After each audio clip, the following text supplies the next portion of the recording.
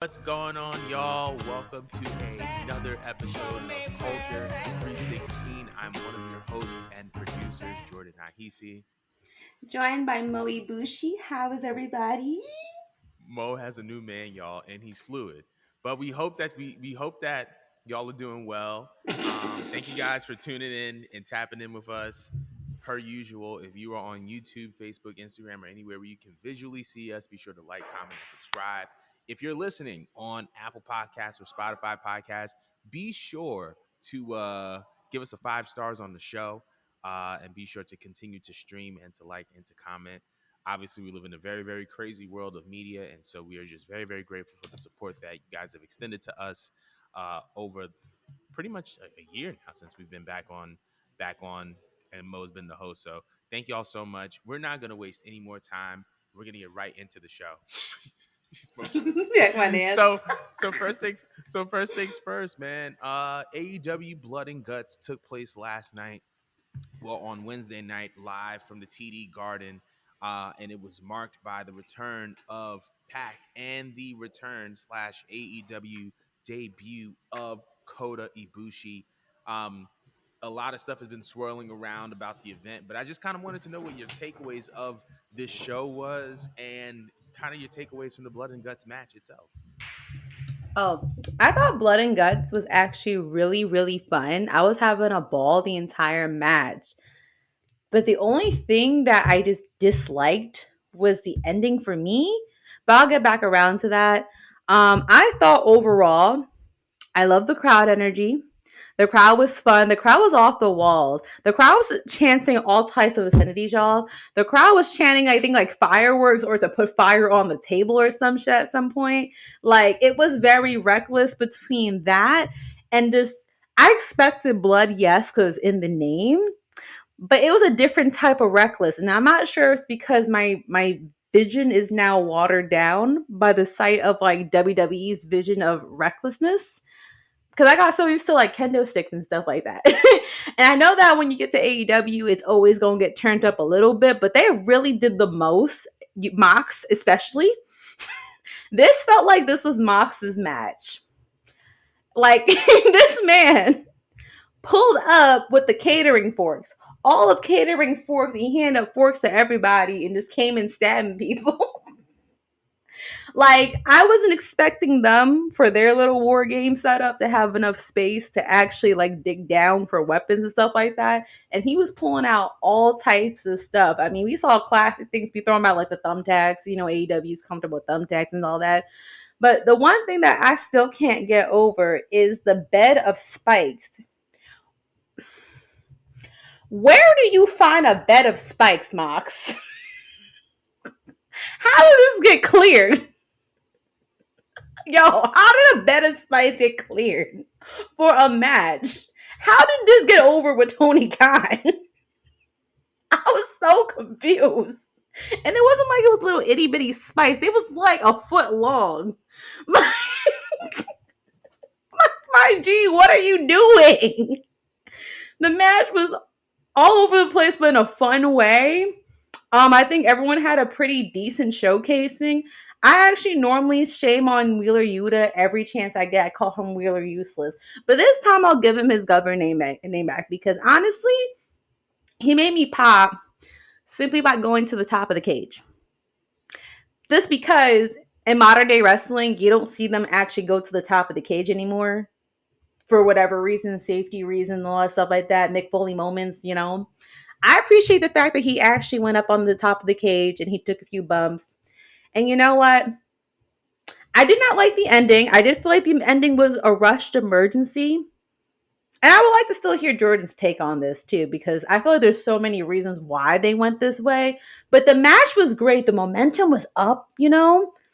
I love all the references we had. You saw all the individual feuds going on during the match, but it felt as though as you got to the ending, it just kind of felt like it was rushed. Like I'm watching the time tick, tick, tick, 9:58, 9:59, and then it was 10 o'clock. I'm like, yo, what is Tony Khan going to do about this? Like, is he going to pay for the extra few minutes? Can you even do that? I don't know how all that works in televised business and all that. But I was like, what are you going to do, bro? because like it has to be a big ending. And in my head, I expected Ibushi and Kenny for some reason to be part of the big ending, especially since you're going to promote the Golden Lovers.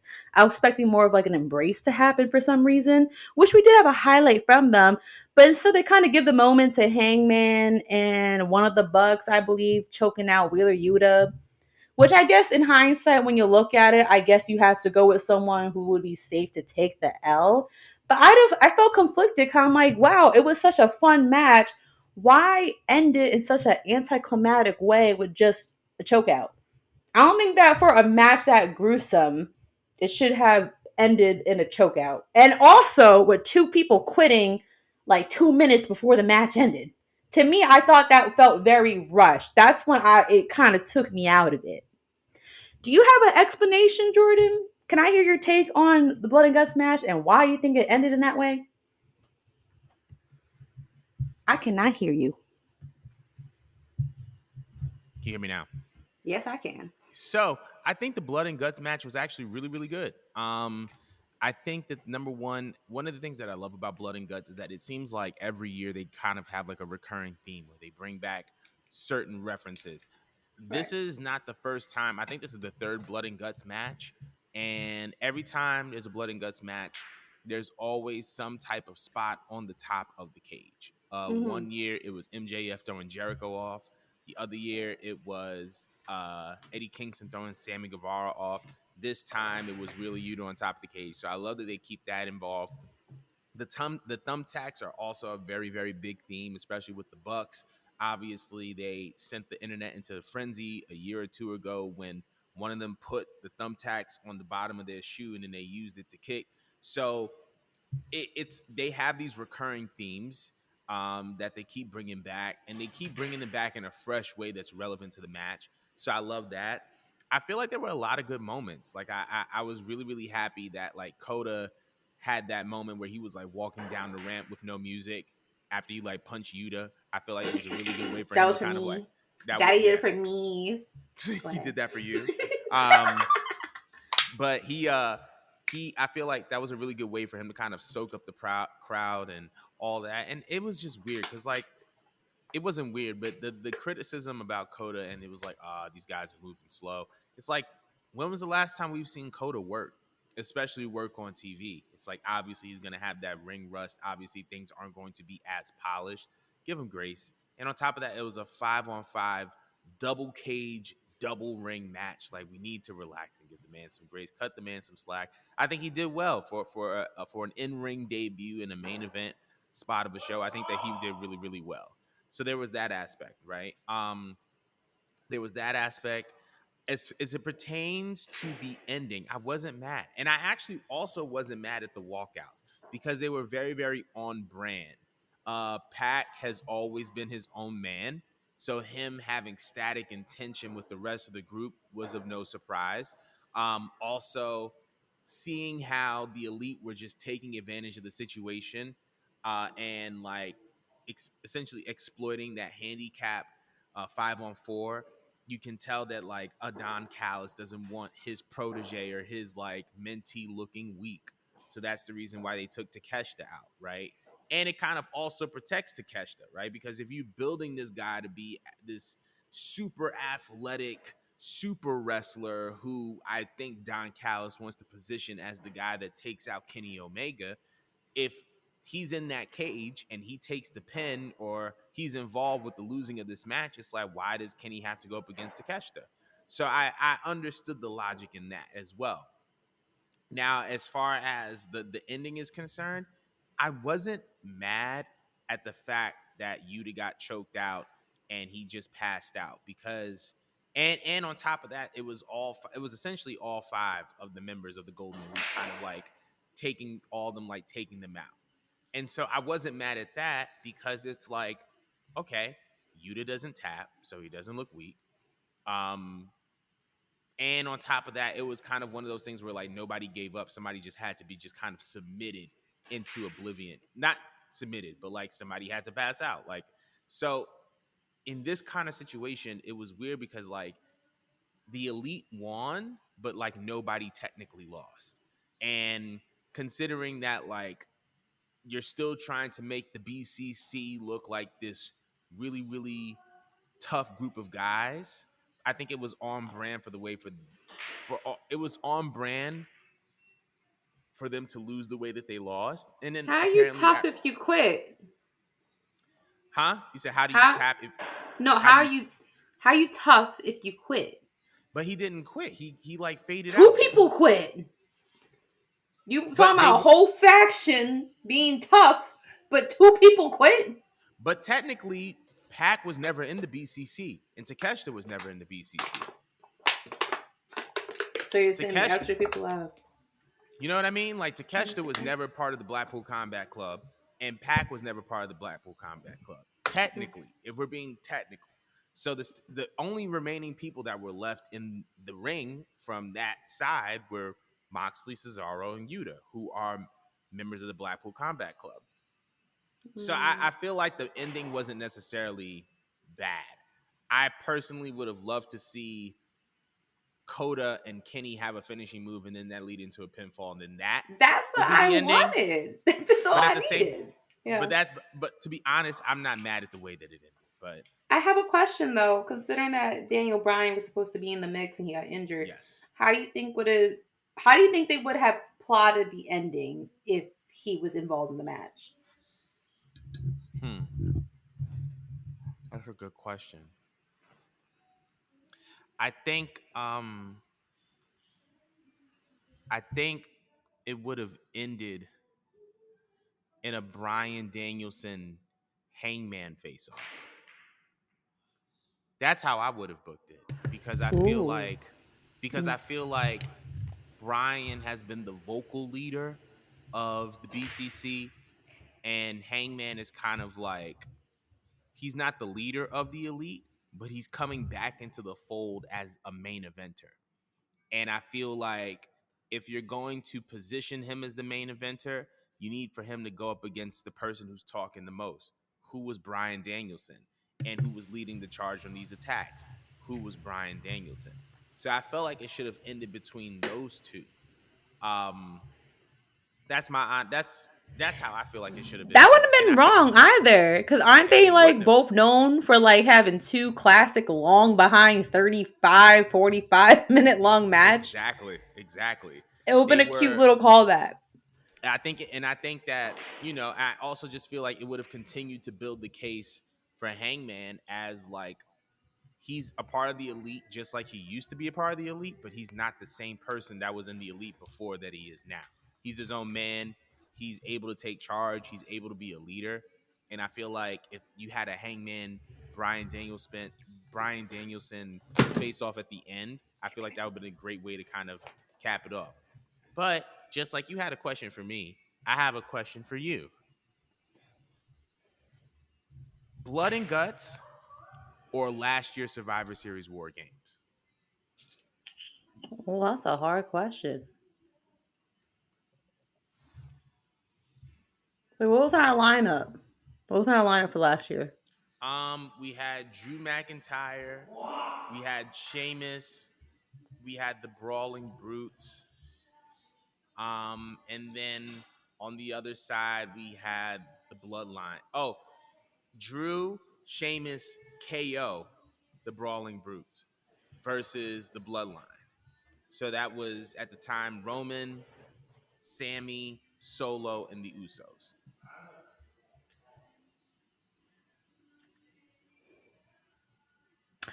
I'm gonna go with WWE.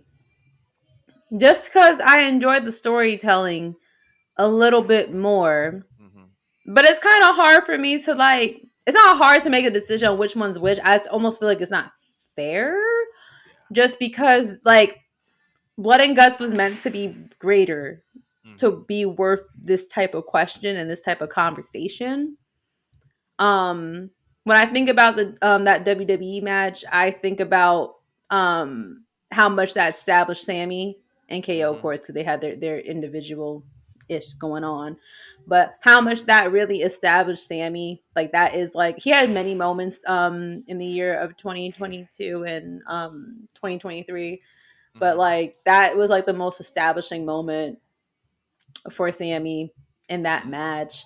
Like if you didn't think that that man could even like attempt to be like a main event guy one day, like I felt like that match or just him his build as a character throughout the whole entire year, that was part of his showcasing, and that's what I think about in that match. I think about Sammy mainly. Like that was Mm, kind of like him and Kevin Owens big moment. mm, So kind of want to go with them for that, but like man, I don't want to shit on Blood and Guts because I really loved it. Like I would have called it like a 10 out of 10 match had it not been such an anticlimactic ending for me. mm. But again, I really do believe that wasn't supposed to be the way they wanted to end it. They probably had a few other steps to get there, but they just fast forwarded because they did not expect to be pressed for time. And I do think if they deleted Britt Baker's match, that this would have made more sense. Like they deserved a full hour for this. Mm-hmm. I agree. Personally. Personally. Like they could have just left it to like 3 or 4 events for the show, and I don't think any of the fans would have complained. Mm. Your take though. WWE got it, or AEW got it. I think it's a tie, and here's the reason why I'm going to say it's a tie. I feel like AEW had good moments, great moments, Mm-hmm. but it wasn't as substance filled as it pertains to the story. Mm-hmm. And WWE had good moments, but a great story that served as a foundation for the match. And I feel like a more memorable ending than Blood and Guts. I feel like when you finish watching a main event, you should be able to have one singular dominant takeaway from the match. I feel like with War Games, it solidified Sami Zayn's loyalty is to the bloodline. With this, I feel like there wasn't necessarily a very, very clear, concise takeaway. It's like, oh, well, the elite is the dominant faction. It's like, okay, you can make that takeaway, but Bryan Danielson wasn't in the match, who's arguably the best wrestler in the world. So can you say that, you know, you guys are the best like faction if he's not in the match? Yeah, I mean that's kind of the issue with AEW. So many like injuries happen that I feel like it's hard for them to like build a long term story like they were able to with WWE. And I also feel like to try to put anything up against the bloodline is so hard. Like I feel like you're almost gonna lose just about every time, or as you put it, a tie, just because you're comparing something that was like drawn out for 3 years to something that's been put together in a couple months. So you're not gonna feel the heaviness of it. You just Agreed. won't. So I don't want to shame them because I feel like they really done a good job. But they do like because they're so used to having these like high level matches, it sucks because they put their talent at risk for now having to just on the fly try to make the story make sense. And I feel like the story could have been more had Daniel been involved. It kind of frustrates me 'cause I feel like he should have been have his moment, but something just keeps happening. Yes. Like he has like the worst fucking luck. He But literally, when hey, it comes maybe to next injuries, he has time. bad, horrible. Because it was between this, he was supposed to do Forbidden Door 1 against Zack Yeah. Sabre Jr., and then now this. And it's like, bro, I'm going to need you to stop like with all this because it's your fault. But But who do anywho, you blame though? I don't, I, They ban moves. We're gonna get they, there, but they we're ban going to get moves. there. But I think I think ooh, you know what? I'm going to wait to say my point into that second segment. But for now, I I want to know I want to know how you guys feel about it. What was better? Was it War Games? Was it Blood and Guts? Let us know in the comments below. But we're going to be moving on. So, uh, prior to AEW's Blood and Guts, Tony Khan had an AEW kind of established a list of banned moves. And I'm going to cite this is from comicbook.com. And it said that Tony Khan is clarifying. He's providing clarification on AEW's banned move list. So the moves that are outright banned or barred include unprotected chair shots to the head, any strike to the back of the head, spitting, and selling a move to mimic a seizure. And it also says that wrestlers are also banned from bringing weapons into the crowd, as well as bleeding while among the stands. So I wanted to know first and foremost, do you think that these banned moves are going to drastically change the product. Man, can you just send that over to me? Gotta look at it one more time. I'm trying to remember half of it. So Um, I can repeat it again. I'll send it over, but I'm going to repeat it again. So it's unprotected chair shots to the head, right? okay. Any strike to the back of the head. Yeah, hold on. I'm gonna do any strike to the back of the head, spitting, and selling a move to mimic having a seizure. Wrestlers are also banned from bringing weapons into the crowd as well as bleeding while among the stands. All right. Now I'm looking at it. All right. As far as the unprotected chair shots to the head or any strike to the back of the head, you would think that that just wouldn't, like, that would have been implied not to do that. Mm-hmm. Not even because WWE is not doing it into mirror them, but just because I think we should have learned by now in 2023 how delicate your head is. Mm. Um, and Oh, how Whitney many. just said taking things from the crowd, like drinks and throwing drinks. Keep going. Okay. Thank you, Whitney. Shout out to Whitney. She be on it. Right. But as far as the head, I mean, we know that has delicate and that CT is a thing. That I thought would have just been implied to not to avoid doing anything that's going to damage the head. Mm-hmm. But then again, they've been inviting wrestlers from Japan, and you know how they just don't care for their heads and their necks. So maybe they had an asterisk there, and now they implying it. Mm-hmm. Any strike, sorry, spitting is disgusting. You know, I mean, unless like you're Hulk Hogan or Tessa or Tammy Sitch, then that's different. But spitting is disgusting, and we should avoid spitting on people. Now, selling a move to mimic having a seizure, I'm on the fence about this one just because I. Okay, I understand why it's wrong. It's wrong because it could be triggering. It could be very triggering. And it also might scare the shit out of a lot of people watching the show from their homes. But I kind of liked it when Daniel Bryan used to scare the shit out of us. I even liked it when Ruby Soho sold her injury. I don't think it was a seizure she full on did, but like she made it look like she had a full on injury just like I think last week or 2 weeks ago or some shit like that. I kind of love it when wrestlers scare the shit out of me, and then I realize, oh wow, they're just really good at their jobs.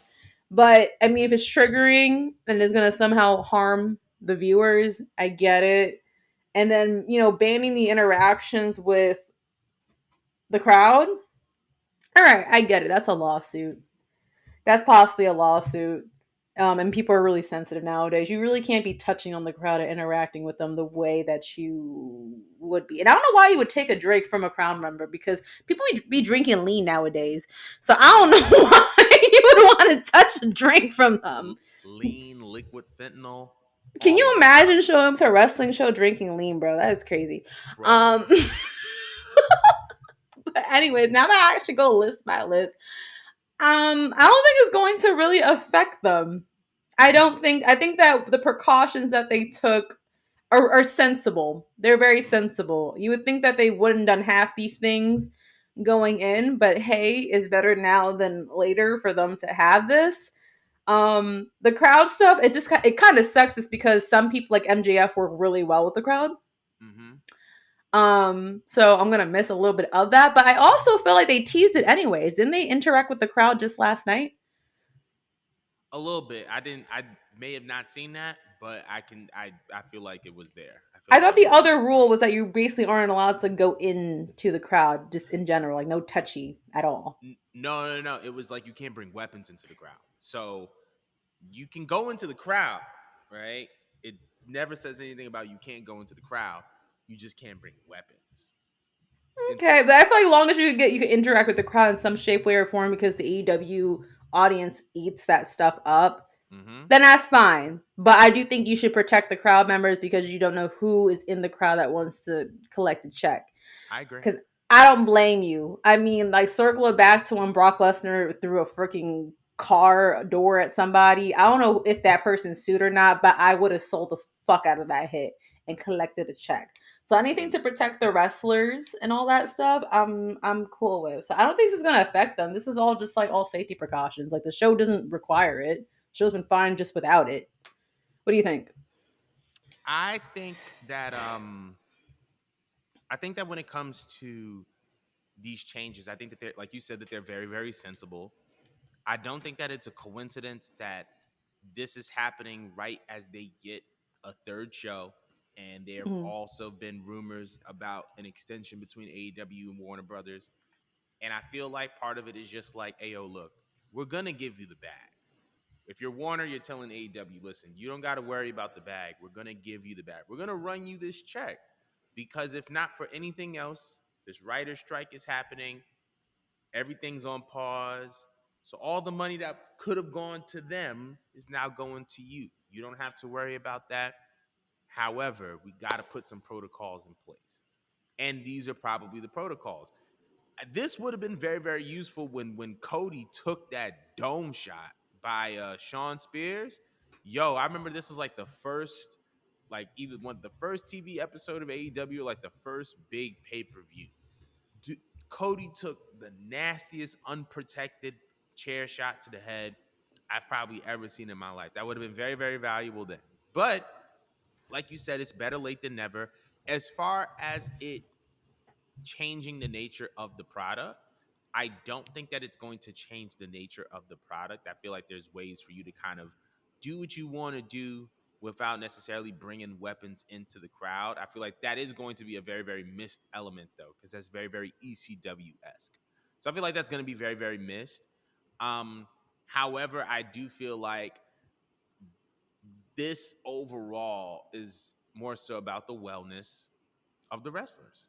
I feel like you want to keep the wrestlers safe because AEW over the course of its 3 to 4 years there have been multiple times where they have been on the brink of something incredibly special, and then because of a slew of injuries that were caused by unnecessary moves, now everything that they were working towards is now down the drain. And I feel like, Brian Danielson could have been a victim of that. But I do know that there was this one point, Danielson missed Forbidden Door because of an injury. Adam Cole was sidelined because of an injury. Like all these things are because of injuries by moves that aren't necessarily necessary. And so I feel like this is about the wellness of the wrestler. And ultimately, when you do things that are in as it pertains to the wellness of the wrestler, it's ultimately going to affect the wellness of the product because now wrestlers can stay healthy, they can be available, and they can kind of go forth um, wrestling and not have to worry about missing something important. So ultimately, I think it's about wrestler wellness, but I do not believe that this is going to drastically change. However, I will say prayers up for John Moxley because if a man named John Moxley can go into an ESPN article and write a damn near essay on why there should be blood in wrestling, you know that he's the type of man to that is probably not going to be for these changes. But No. they'll figure out another way. But as it pertains to this particular topic, I want to know from everybody else, how do you guys feel about this particular these band moves? I think it's very, very interesting to say the very, very least, but we're going to be moving on. So speaking of AEW, one of the former AEW executive vice presidents and current WWE superstar Cody Rhodes has a documentary that is debuting on July 21st on Peacock. And when he was talking with Fightful, it was reported that he still maintains communication with the Young Bucks. I just kind of wanted to know, number one, how are you feeling about this upcoming documentary and the fact that he has maintained a relationship with the Young Bucks as well as Kenny Omega? I'm gonna answer it backwards. It doesn't shock me that he has good relations with Kenny and the Bucks, just because they built this company together. Like they built a whole other company together. Like they have like so many years, and they have tenure in Japan and stuff like that. So I kind of find it really hard for like a bond to be broken off just because someone wanted to elevate their career elsewhere. Like Absolutely. they accomplished all that they really kind of wanted to accomplish, except for Cody, I feel Right. like. Yeah. Like I feel like everyone else there had like their star shining moment and they're okay with giving back. I feel like Cody never really had the moment that he always wanted to have. So I felt like when he wanted to go elsewhere, it was just kind of understood that like, all right, like this is just our bros time, Yeah. and they're just letting him do his thing. I'm pretty sure behind the scenes, they probably were praising him, and they probably were applauding him during his mania moment. They're praising him for everything he's doing, similar to how everyone praises like Sasha and Mercedes, not Sasha, Mercedes and Trinity when what they do, despite the fact they're not directly with WWE. So I feel like it doesn't shock me, and I love that for him that they still remain together as a group regardless of wherever he goes. As far as him getting a documentary, again, I also love that for him just because um I feel like when you come from like a lineage, you know, it does put a lot of pressure on you to try to meet up to the same level as your ancestry. Like that pressure is just always going to be there to be the greatest. And I know that like it's probably weighing on him that he wants to like be a homegrown talent and be a homegrown talent in the same place in which like his father was in. So I personally love the fact that like yeah, it took so many years, but like he's getting it now and it's coming so naturally for him. Like I don't think that the fans appreciated him his first run in WWE. And I don't think we fully embraced him when he went to AEW. I think we liked him for a little bit, then we got annoyed with him.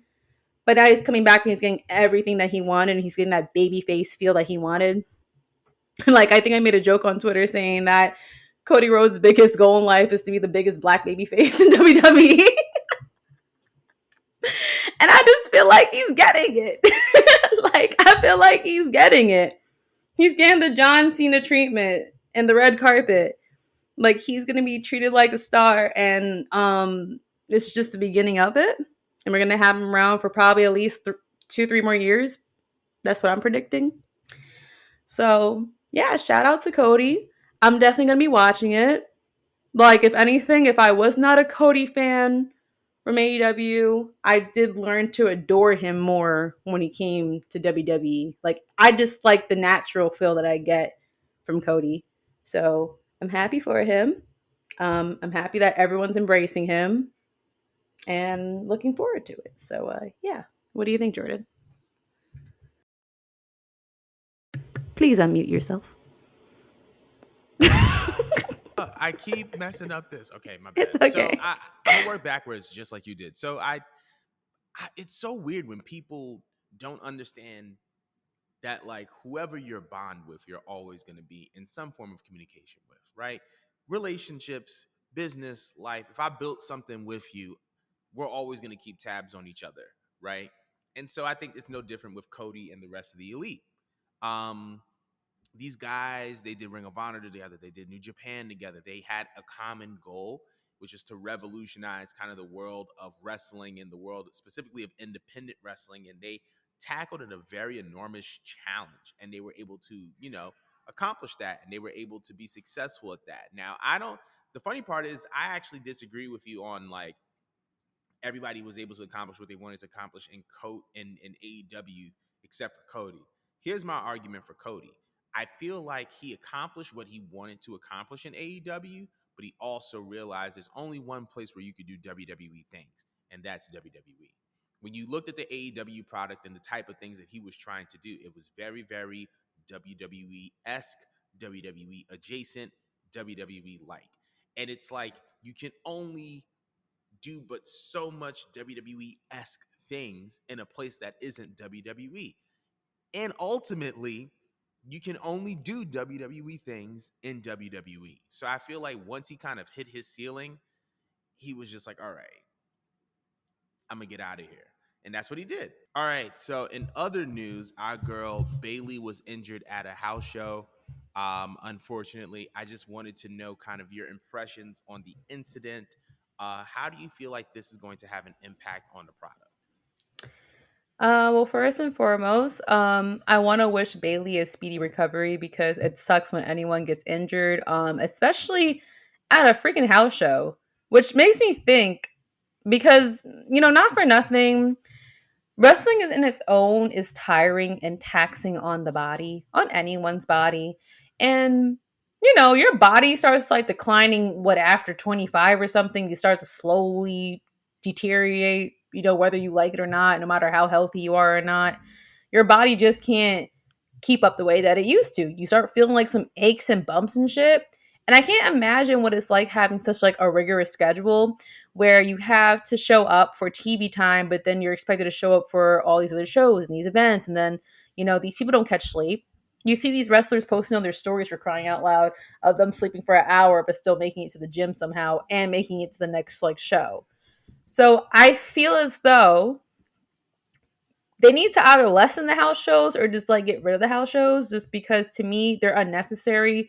They don't contribute to what's going on TV, which is what matters the most. I'm pretty sure, yeah, they're gonna miss out on some money, but it's WWE. I feel like they're gonna be straight either way. Because it sucks. Like again, she didn't even get injured on TV for something where it counted. It was a really awkward spot. It looked like Asuka was supposed to trip her, and then her knees just buckled just naturally. And again, it could be from like all the reasons I just listed. So I just think that it's upsetting because it's just like it was unnecessary. Like I'm not upset with her directly for getting like hurt, but it's just like, isn't this Bailey's second time maybe at a house show getting hurt? I'm not sure. I don't think it's her second. This is the first that I remember, at least. Remember when like she was supposed to like do something with I think Bianca, and then she went away for a long ass time because she had an injury, and then she came back, and then when we saw her, it was a surprise when she came back as with like the trio going on. Yeah. Just it sucks for Bailey. I don't think she's part of like a significant storyline right now. Is she? Is she part of a significant storyline? She wasn't dealing with Asuka directly, right? Yeah, she wasn't dealing with Asuka directly. That was just for just a house show. Yeah. So therefore, I don't think it's going to affect anyone right now. I think Bailey's kind of done most of whatever task she had to do that was major. So fortunately enough, it's not really going to affect anyone else because she set everything up. She's been around long enough to set everything else up for everyone else involved that she was dealing with. Even if that's with Io Sky or Dakota, like I mean, if they want to go fend for their own, like they'd be fine. Everyone else is pretty much fine. I just think that again, just get rid of these stupid house shows because it's like if you're just taxing people's bodies for what? For nothing. You're just entertaining people for fun. And I just feel like they could afford to wait till the next show to have fun, to experience. But what do you think about this Bailey injury?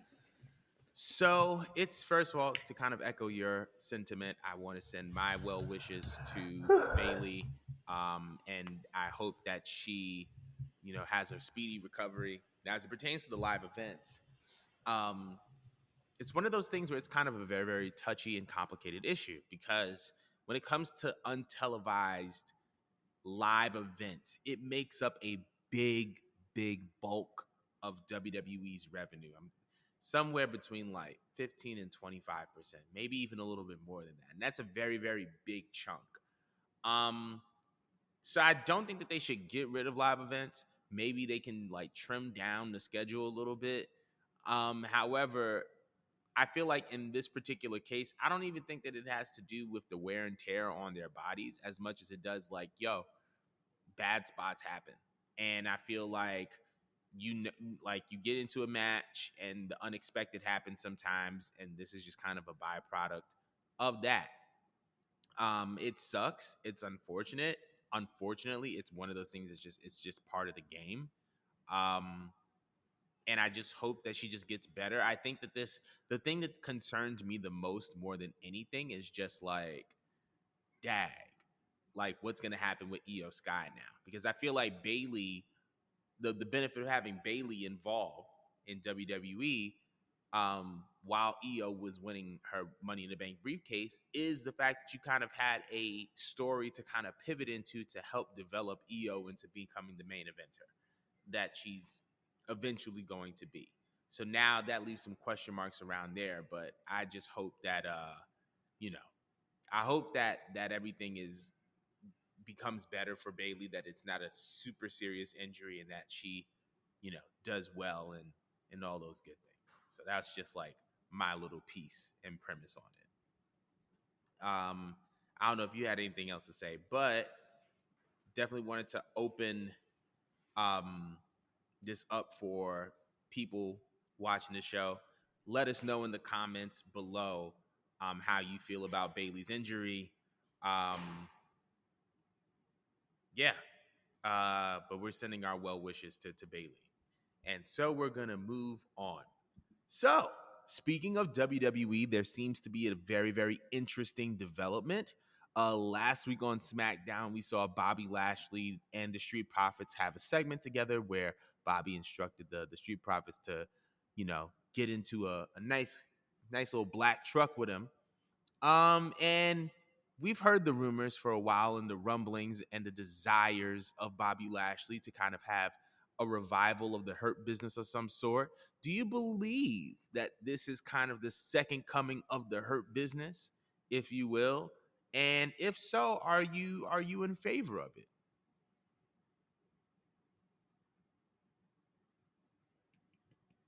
Can't hear you, dog. My bad. I forgot that I was trying not to be rude. Okay. Yeah, to answer your question, it probably is. It probably is. I feel like someone has to be listening to all our complaints about how there was nothing wrong with the original Hurt Business and that they just got rid of it just because either they just didn't know what to do with it or just Vince just had another Vinceism at the time. Um, because it was such a good faction in terms of just bringing in some of the old mixed with the new, and I like the dynamic with each other that they had, and there was so much potential to have a lot of like serious faction feuds with the Mm-hmm. original Hurt Business. But I wouldn't be upset if they try to, restart it again, because I love the Street Profits. Do I think that they're fun on their own? Yeah. But I guess it makes me loathe the original Street Profits just because it was a faction that like was actually put together. Like you're just taxing on the Street Profits and giving them like a headman to report to. Like they were Mm-hmm. fine by themselves. They were getting over by themselves. They get a lot of attention and merch sales, and just the fans love them as is. But you had like an actual put together faction with Shelter Benjamin, Bobby Lashley, Cedric Alexander, and then having MVP there. Like there was just something about that just felt so unique and so complete. Mm-hmm. So again, I'm not hating on it. I'm interested to see what happens with it, but I don't know. Part of me wants to be happy. I'm like, oh, okay, you listen to me, but then part of me is just like, well, then why don't you just bring back the old fucking ones because they're not fired. Last time I checked, are they all on the same brand? If they're all on the same brand, why can't you just like put them all back together and just go Yeah, with very the true. original plan? But it's still cool to me.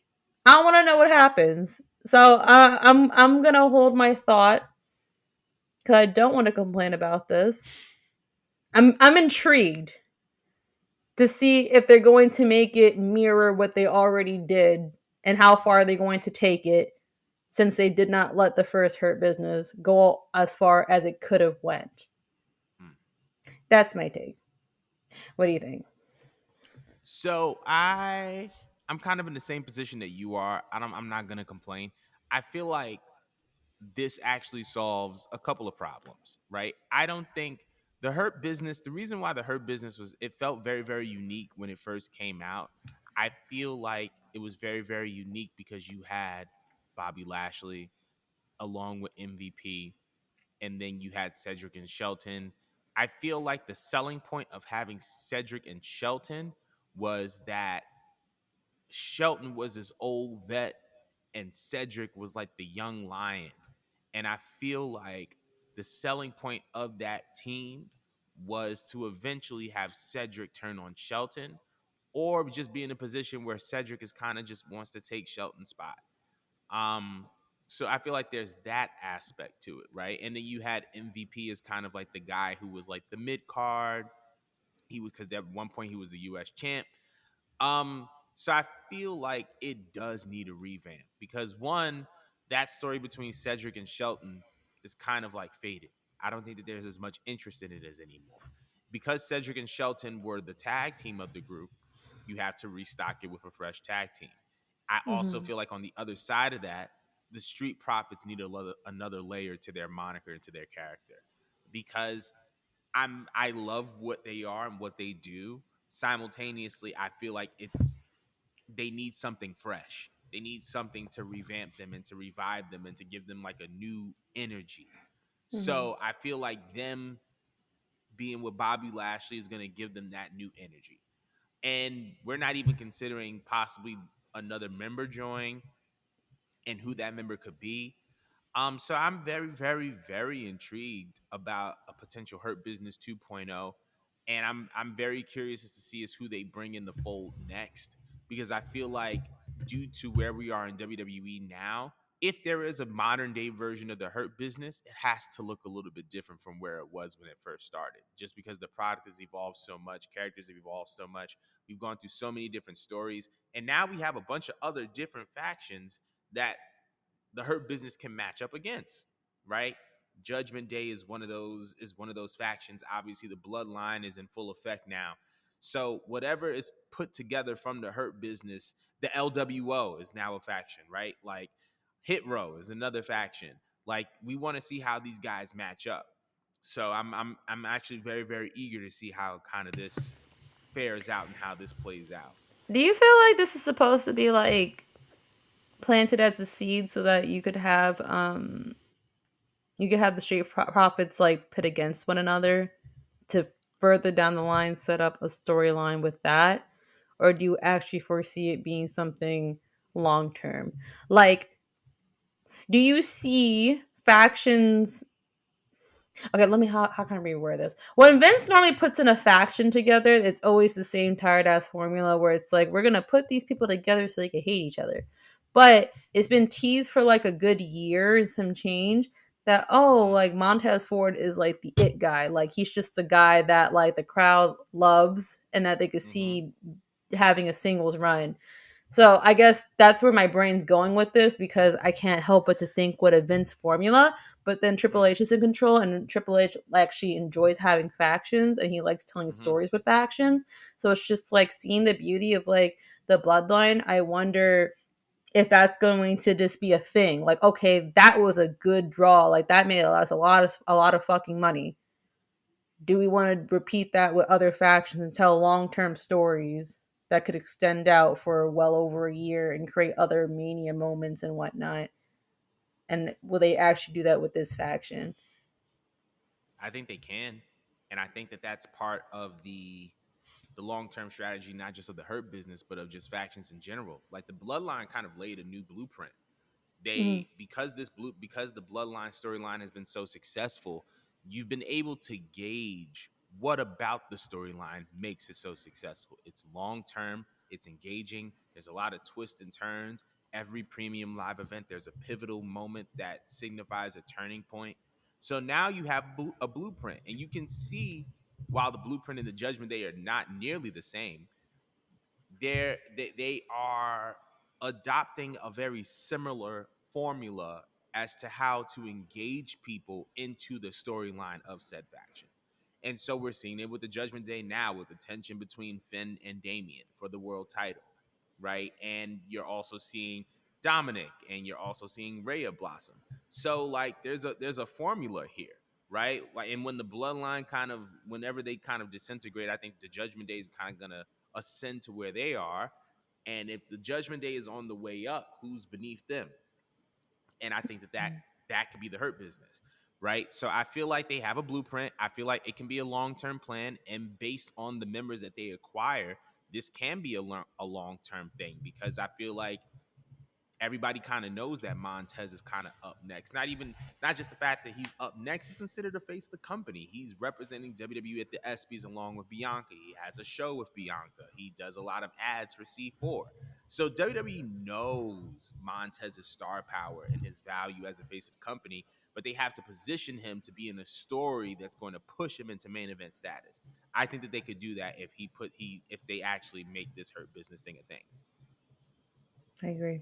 I agree with that. So that's my little take. But we want to know how y'all feel about a potential Hurt Business 2.0. Let us know in the comments. But we're gonna move on. So going back from WWE to New Japan Pro Wrestling, the IWGP World Heavyweight Champion Sonata has had some very, very interesting comments about the next generation of New Japan Pro Wrestling. He says that it lacks sex appeal. I wanted to know if you agreed with that stance or not. When I first saw this in the notes, I'm thinking, is he referring to the females? And then I actually tried reading the actual source, and it seemed like he was actually shockingly referring to the males. Mm-hmm. And then to think about it, sex sells. Like, sex is kind of like the driving force in like everything that you want to buy. Mm-hmm. It works in music. It works in films. It works with clothes. It works with everything. And then I always refer to like what I saw growing up. I mean, growing up, I saw some bomb ass looking females that I don't regularly see.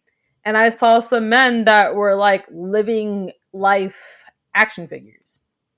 And I thought about it to myself because, again, it does sound like a very outdated boomer comment to make in this day and age. But then I think to myself sometimes, like, I tolerate what I'm seeing on screen because I grew up with the privilege of seeing wrestlers that looked the way that they looked. And as a kid, I loved it because, again, they look larger than life. Which made me want to look like them or just to be around them. It just, they look like heroes to me. But then you come to find out the pressures that they were underneath to look that way. The females were underneath really strict diets or had to go underneath the needle. And then the men were stabbing themselves with needles. And then, I understand. So I feel like as a modern day fan, I tolerate it because I understand what they had to go through to maintain that look and why it's safer for them to look like a Smojo. But then I think on the flip side, I have friends that know that I'm into wrestling. And they're like, oh, Mo, you really like wrestling. I want to understand why you like it, and they want to watch. And I'm thinking, what's something I could put on where they'll actually like care to look at it? And I honestly, like, my brain thought to go to the Bloodline, and I didn't even think about it, but I thought about it, and I was just like, well, it has a lot of good-looking people, so if I want to put a female on, if she can't get the whole storyline going on, she's going to see Roman's find behind himself, and she's going to be intrigued off of that, and it might just grab her attention, and she wants to keep watching. Because, again, sex sells. It's the reason why they chose this man to be the replacement for John Cena. He had the look. And then he worked on his look on his own and then made his look even like more perfected. They know that. These wrestlers know to do that. They know that if they want to get paid more, they want to be put in more ads. Like they got to work on this stuff. I think Drew McIntyre even did that. Drew McIntyre had a very basic look and then he jacked himself up. And then before you know it, I think now he's in a movie film. Which shout out to him for that. And he's in countless ads, whether or not he's in an important storyline or not, just because Drew has like this phenomenal look.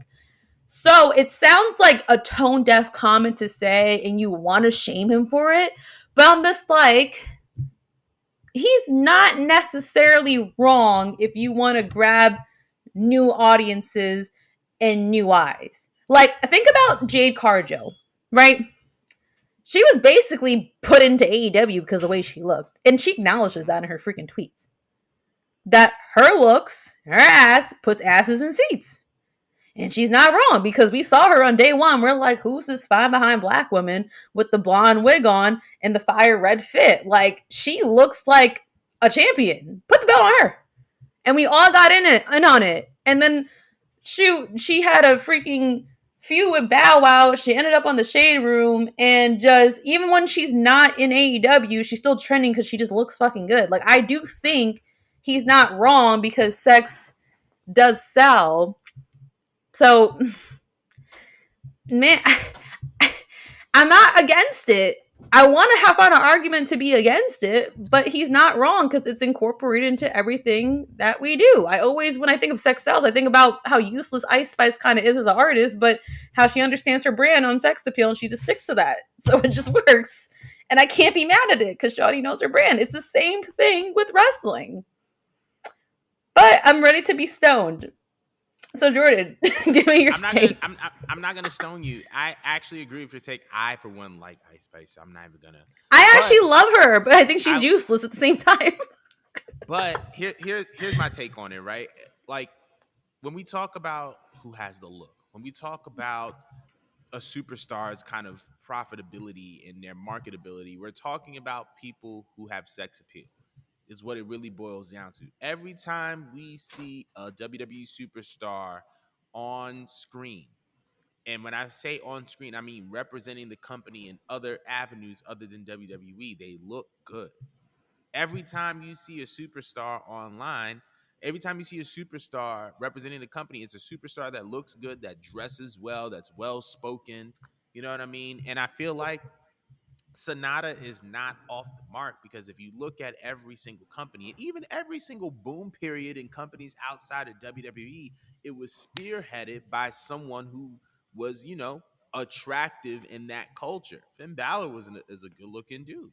When Bullet Club started, you can see why people were attracted to it because there was an attractive leader, because Tama Tonga, who's an attractive man, was a part of that faction, right? Then we can look at any other instance in wrestling. Most factions were led by very, very attractive people at that time. Whether it was the NWO of Kevin Nash and Scott Hall, whether it was DX with Triple H and Shawn Michaels did Playgirl, bro. Like all these people had a certain level of sex appeal that was attached to them. Melina with And Eminem. who? Melina with Eminem. Like she Oh was yeah, the selling yes, point yes, for the whole yes. entire faction. She got the guys So over. so I believe that sex appeal is a very, very big part of wrestling and especially entertainment as a whole, right? And so I think that Sonata's comments just need to be taken very, very seriously because even in the context of New Japan Pro Wrestling, the people that we hold at such a high standard are people who are very attractive. Kazuchika Okada, handsome dude. Tanahashi, handsome dude. And then on top of that, their wrestling ability kind of brings them to the level of prominence that they are. But let the record show a lot of these guys that are heavily pushed are people who were good looking people.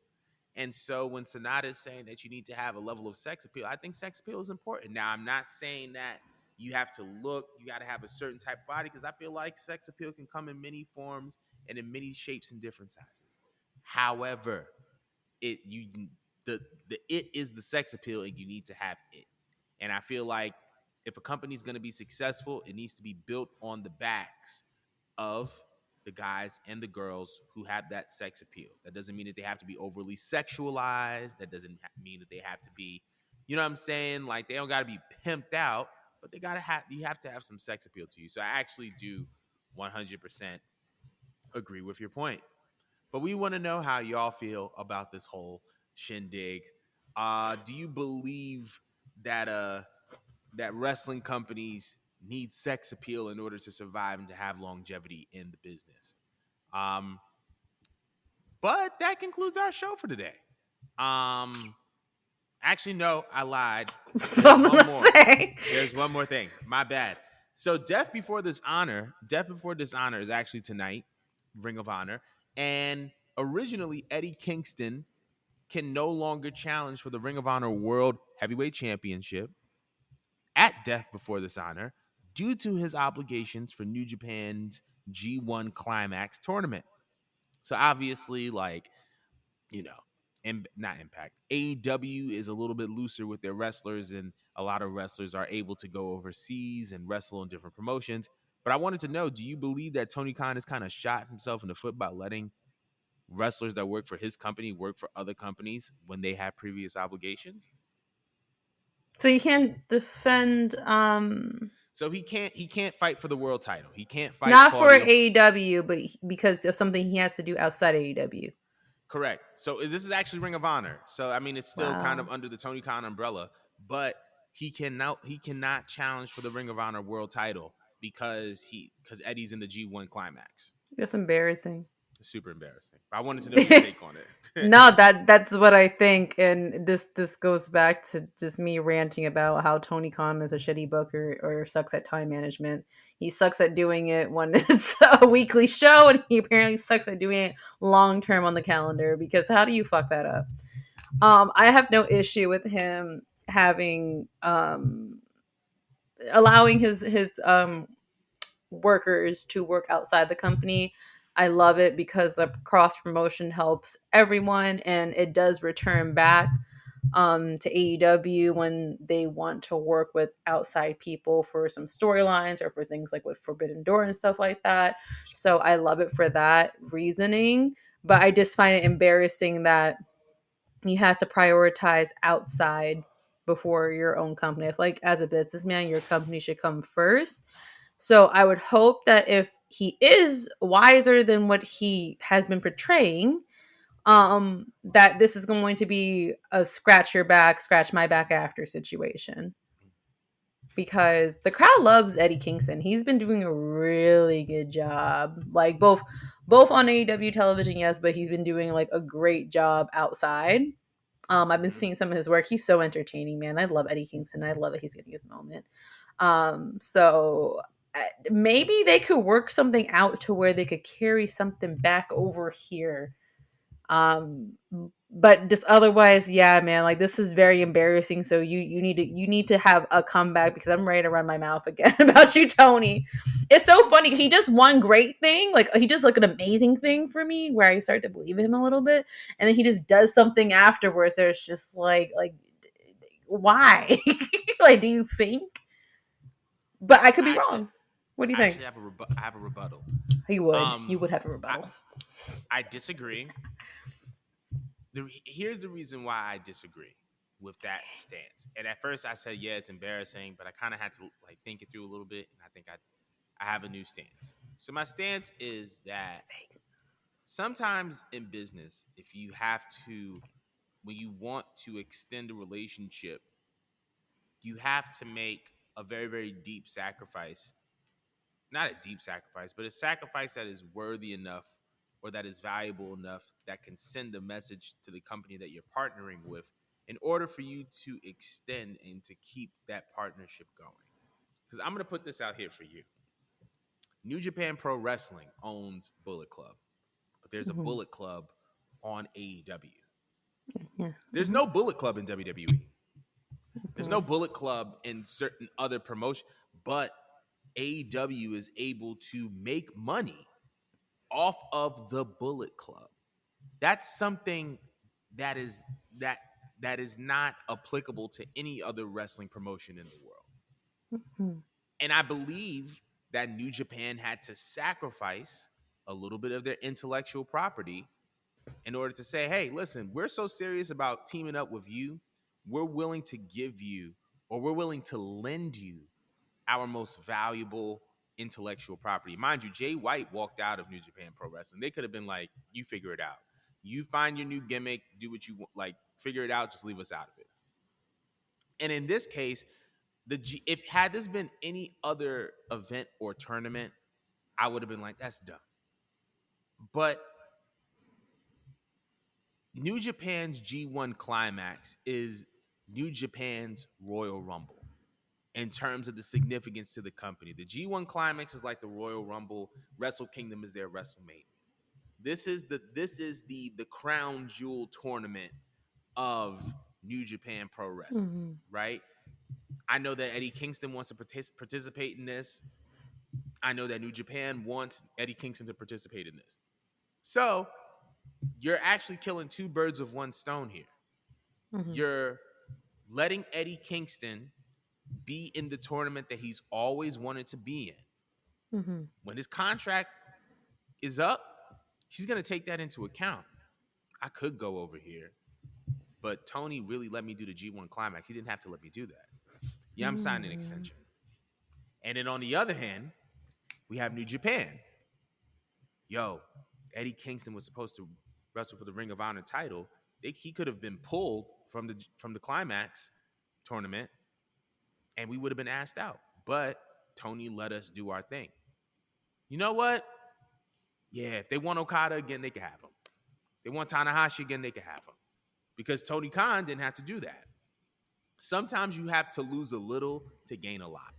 And I feel like Tony is approaching this with this kind of approach. And that's the reason why Eddie is participating in this G1 Climax. They're playing the long game here.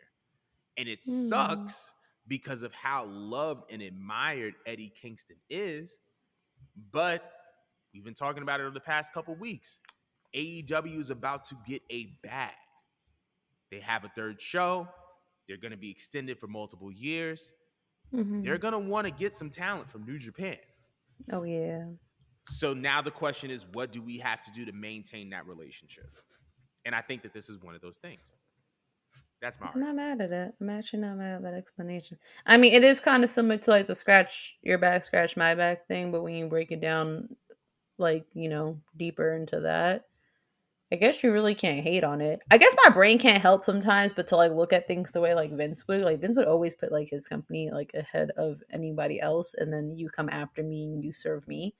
But I guess when you do play the long game, you're more likely to maybe acquire more talent. And I mean, that's why we had the beauty that we did have with Forbidden Door. Absolutely. So, yeah, that's probably going to work out for them. That's the kind of the beauty of AEW in general. Like, the fact that they are in bed with New Japan, because it's like kind of slowly feeling like they're meshing rosters, and like who knows down the line, it's not, who knows if down the line like they have a closer partnership with each other that we didn't even know about, where behind the scenes like they actually like are trying to maybe have like a branded like pay-per-view. Maybe with given time over there they're gonna have AEW wrestlers and have like a fusion going on. Absolutely. Like a pay-per-view down there. I feel like they are brewing up something behind the scenes that we don't know about because of the back scratching that they're doing back and forth. Because how do you put so much trust into a company that's been here like for only 3 years? Very true. You know, like he has to be doing something, right? Even if I don't agree with everything that he does, I mean, he's been making some pretty like big moves in regards of like big one. Yeah, I mean, like getting Kota Ibushi, I can't skip over that. Like you managed to get this man who literally did not want to deal with Japan to come all the way over to you guys and reunite and get pretty much the whole Bullet Club, Golden Elite back together. So I can't completely hate on the man. All right, Tony, you got me there. Checkmate. I won Mo over again. I am 2-0. What cokehead? But anyway, thank you. I mean, not thank you. Let us know in the comments how you feel about this. Does Tony Khan need to restrict the wrestlers and their outside obligations, or what? Let us know in the comments below. But that is our show for today. Thank y'all so much for tapping in with us, for locking in with us. It's always a pleasure. Thank y'all. And we'll see you guys next week. Me.